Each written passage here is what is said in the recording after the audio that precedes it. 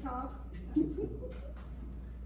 So I guess I have a little different point of view. I feel like, I hear a lot in the House from my colleagues across the aisle that it was a very transparent process, and I just completely disagree with that. To allow comment is not transparency unless you're commenting on the work as you see it progress.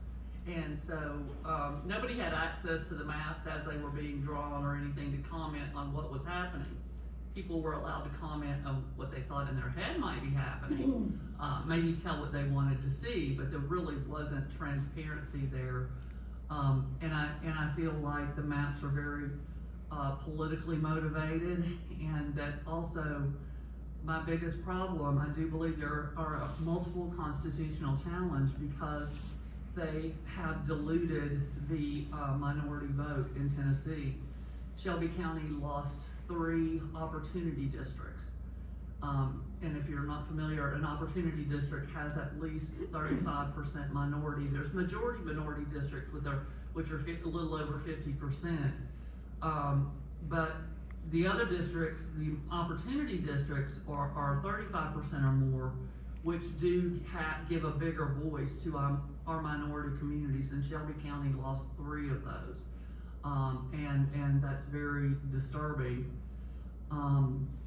We saw in Rutherford County, where the population is really growing, that they split the city right through the middle. Everyone asked, we heard a lot throughout this process of keeping communities whole, and I just don't believe they did that. We have, in Knox County is probably a 60% Republican, 40% voting Democratic, but we're gonna be 100% Republican senators, and we think about keeping communities whole. The city of Knoxville is about the exact size of a Senate district. So there's a lot of ways that we could do this in keeping communities whole. I don't feel like that was measured, and I feel pretty certain that there will be constitutional challenges to these maps. I'm all but certain that that's going to happen. It's distressing, it's disturbing at a time like this where we are not seeing just nonpartisan draw maps. And hear all the time, well, when Democrats were in charge, they did it.